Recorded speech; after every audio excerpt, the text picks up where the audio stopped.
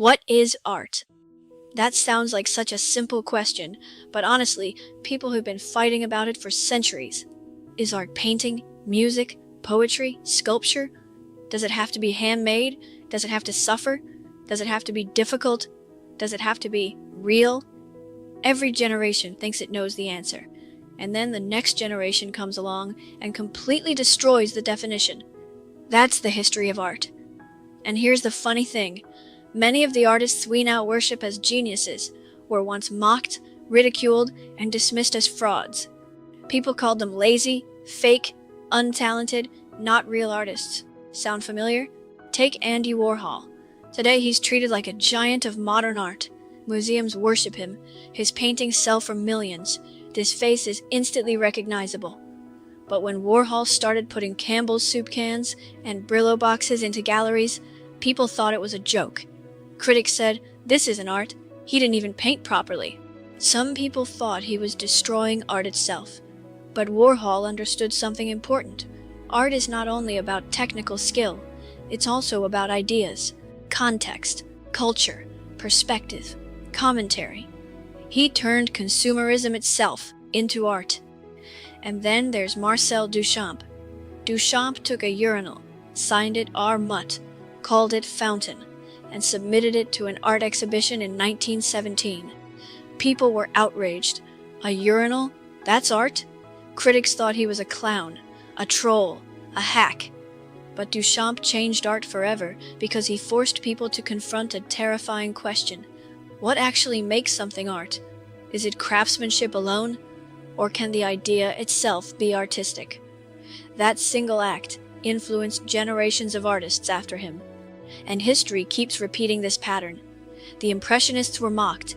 Jazz was called noise. Rock music was called garbage. Comic books were considered low culture. Photography was once dismissed because people said, "The camera does all the work." Now, photography hangs in museums. When synthesizers appeared, some musicians said electronic music was fake because real musicians used traditional instruments. Then hip-hop arrived, and sampling was attacked as theft and laziness. Now sampling is recognized as one of the great artistic revolutions in music history. Artists have always used new tools. Oil paint was once a new technology. The camera was a new technology. Electric guitars were new technology. Digital editing was new technology. Auto-tune was new technology. And now AI is the new technology that scares people. Why? Because every new artistic tool threatens somebody's definition of authenticity. But a tool is just a tool. A paintbrush is a tool. A camera is a tool. Photoshop is a tool. A synthesizer is a tool. AI can also be a tool. The important question is not whether AI exists.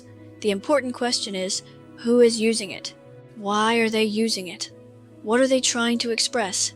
Because art is not merely labor. Art is vision. Art is taste. Art is emotion. Art is decision-making. A camera can take 1,000,000 photographs, but that doesn't make every person with a camera a great photographer. What matters is framing, timing, mood, composition, storytelling. The artist still matters, and AI works the same way. Someone with no imagination can generate thousands of meaningless images, but someone with genuine vision can use AI to create worlds that never existed before. That's the difference. The creativity doesn't disappear just because technology helps execute the idea. Film directors don't build the cameras themselves. Architects don't personally manufacture steel beams. Music producers use software, plugins, samplers, drum machines, and editing tools. Nobody says they're fake artists because they used advanced tools.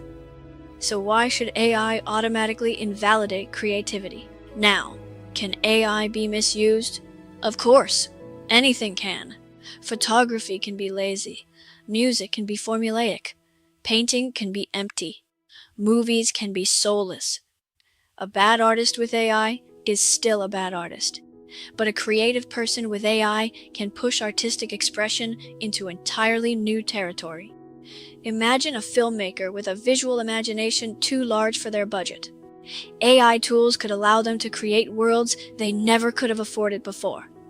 Imagine a songwriter hearing entire sonic landscapes in their head and using AI to experiment with sounds and arrangements instantly. Imagine disabled artists who physically struggle with traditional methods suddenly gaining new ways to express themselves. Imagine a young creator with no money, no studio, no Hollywood backing, no giant corporation behind them, but they still have ideas. AI lowers barriers. That matters, because throughout history, new artistic tools often democratized creativity. Photography allowed ordinary people to capture images instead of only the wealthy commissioning portraits. Affordable music software allowed bedroom producers to create albums without million-dollar studios. YouTube allowed filmmakers, comedians, musicians, and animators to reach audiences without television networks. And now, AI may become another step in that evolution. Not the death of art, an expansion of it. But here's the key point. AI alone is not the artist. The human being behind the vision still matters. The emotion still matters.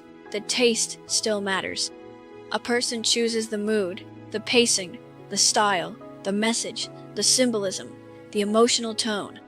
The artist curates, refines, directs, rejects, shapes. That's artistry. Even Duchamp understood this. He didn't sculpt the urinal, he selected it, reframed it, presented it differently, forced people to see it differently.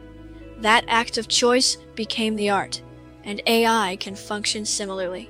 The artistic process may evolve from physically painting every brushstroke to creatively directing systems, combining outputs, editing, refining, shaping narratives, designing experiences. That's still creativity. In fact, art has never stood still. It constantly mutates. That's what makes it alive. People once said film would destroy theater. Television would destroy film. Digital would destroy painting. Streaming would destroy music. But art survives because human beings need expression. We need stories, images, music, dreams, chaos, beauty. The tools change. The human desire to create does not. And honestly, some of the fear around AI isn't really about art. It's about uncertainty. People fear losing control, fear losing status, fear losing old definitions. But history shows that artistic revolutions are almost always uncomfortable at first. The people pushing boundaries are usually mocked before they're understood. Warhol experienced that. The Impressionists experienced that. Now AI artists are experiencing it too. And maybe some AI-generated work really is shallow. Fine. A lot of traditional art is shallow too. Bad art has always existed. But dismissing an entire medium because some people use it poorly makes no sense. Nobody says painting is invalid because some paintings are terrible. What matters is intention, creativity, and expression.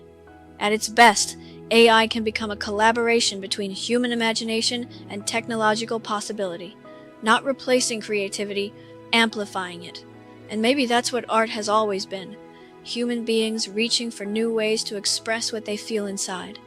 Sometimes with charcoal on cave walls, sometimes with oil paint, sometimes with cameras, sometimes with synthesizers, and now, sometimes with AI. The boundaries keep moving. That's the story of art. And maybe the people screaming, "This isn't real art," just don't see it yet. Today are simply playing the same role critics have played for hundreds of years. Because history suggests something very important. Today's fake art often becomes tomorrow's revolution. Well, that's all I have today on this topic for now. I just wanted to post and express some ideas and food for thought. Of course, many people may have a different opinion about AI than I have expressed here. Maybe you can post a thoughtful comment, or even a response video. I would like to hear a totally different opinion from mine. That's why I posted this. Anyway, thanks for listening to this, and I hope it gave you something to think about. I am still not totally sure where I stand on the future of AI, or even some other new types of technology. I look forward to the future, and I will be interested to read or listen to any comments. Bye for now.